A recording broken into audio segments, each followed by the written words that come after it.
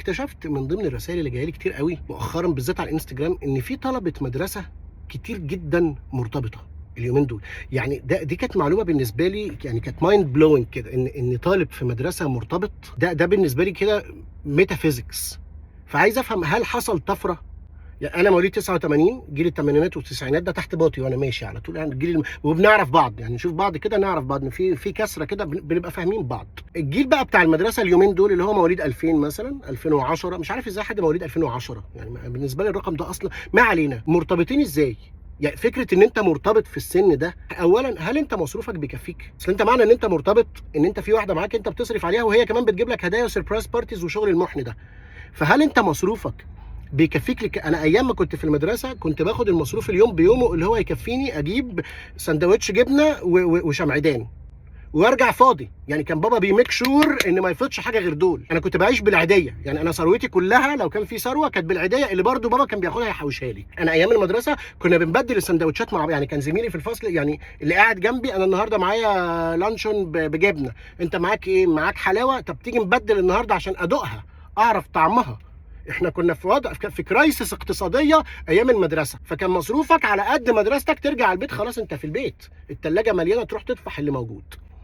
لو هتطلب السوبر ماركت بتخش لبابا، بابا انا فانت بقى في المدرسه الوضع الاقتصادي عامل ايه؟ عشان لو كده شغلني عندك. حاجه تانية برضو انا عايز افهم الجيل المريض بتاعي لما بيخش في علاقه بيبقى عنده فيجن، اللي هو انا داخل العلاقه دي علشان نتجوز بعد مثلا اكس سنين. فكان معظم جيلي بالمحن ده بيبقى في الجامعه، ان انا خلاص قدامي 3 سنين وسنه جيش فاستني عليا حاجه. انت بقى في المدرسه الخطه المستقبليه بتاعتكم ايه؟ يعني هل انتوا عندكم استعداد ان مثلا ان انت في ثانوي، في اولى ثانوي، فانت عندك مش عارف ثانوي كام سنه دلوقتي، 3 سنين ولا 4، وبعد ثانوي هدخل الجامعه اللي انا اصلا مش عارف هبقى في مستوى ايه وهي في مستوى ايه، وبعد الجامعه 5 أو 4 سنين عندي سنه هل انت متخيل ان السلحفه اللي انت بتحبها هتفضل مستنيه؟ هل انت كسلحفه تمام مع الفكره دي، ولا انت بتحبيه بس اللي هو يلا نحب بقى، يلا بينا نحب بعض؟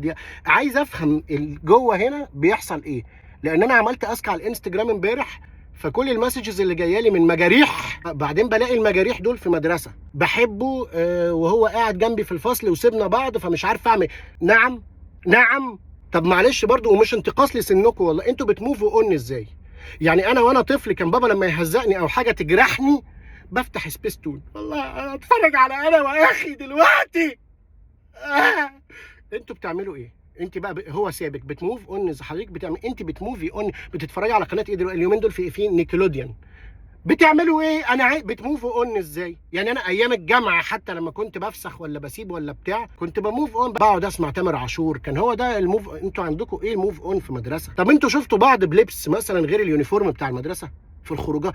طب بتروحوا فين؟ هل انتوا اللي مالين الدنيا في 5 اي ووتر واي، الحلقه الفيد اوت، العيال اللي شعرها تقيل وطولي وبتقف على باب المول تقول لي عمو دخلني معاك؟ انا عمو يا ابن الكلب، انا عمو يا ابن الكلب، والله ما ادخلك معايا. المولز دلوقتي عامله الويك اندز فاميليز اونلي، فلاقي واحد شحط طولي شعره اتقل من شعري، طبعا اي حد في الدنيا دلوقتي شعره اتقل من شعري، ودي حاجه مضايقاه، ما علينا.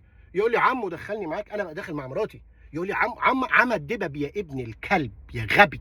طب معلش، خناقاتكم بتتخانقوا على ايه؟ يعني انتوا في المدرسه بتحبوا بعض، الخناقه بتبقى عامله ازاي؟ بتتخانقوا كلت شوكولاتتها، كلت شوكولاتتك؟ طب بلاش بتتكلموا بالليل معاكم كريدت تقعدوا ترغوا وتلفلفوا؟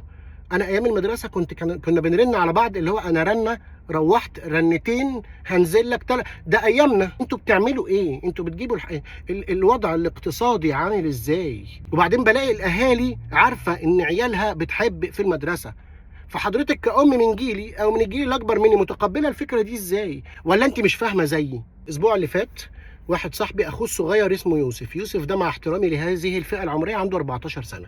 يوسف منزل على التيك توك فيديو ان هو مجروح 14 سنه.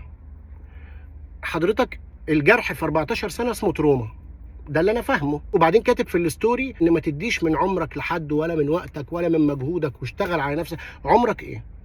انت 14 سنه منهم تقريبا 3 بامبرز ما بتتكلمش، فاضل 11 سنه. انت زمنك في الكلام على وجه الارض 11 سنه. في 11 سنه قابلت واحده واتكلمت معاها وحبيتها؟ يا راجل ده انا متجوز بقالي سنه بتربى، لما اجي اقول لها بحبك ما بعرفش اقولها عادل. ازاي انت ازاي مش عايز اقول اسمه؟ وانا قلت ان اسمه يوسف؟ قلت ان اسمه يوسف. ازاي انت بتحب وبتعمل، انت عندك 14 سنه، علاقات عاطفيه ايه وانت في المدرسه؟ بتجيب منين فلوس تصرف عليها؟ انا ايام الجامعه كلها كنتش قادر احب، مش هقدر اعزمها على الزنجر سوبريم بتاع الصبح اللي في الجامعه ابو 28 جنيه. انت في المدرسه المفروض مصروفك بيكفيك اليوم بيوم، وبنعيش بثروه العيديه، جبت منين فلوس تصرف عليها؟ وجرحتك امتى؟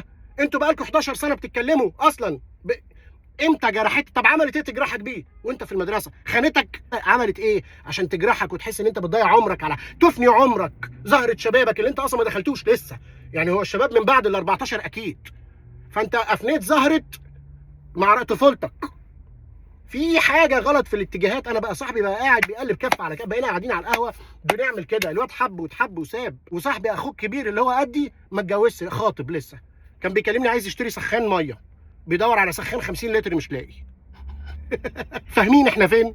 معلش، واخيرا وليس اخيرا رساله لاي شاب في المدرسه بيمر بعلاقه عاطفيه عنيفه وشعوره مجروح. راعي ان في جيل قبلك اللي هو التسعينات والثمانينات عنده حاجه و30 سنه دلوقتي مش عارف يتجوز، عطلان على قايمه، على ركنه، على سخان، هم الثلاثه دول بيعطلوا عليهم.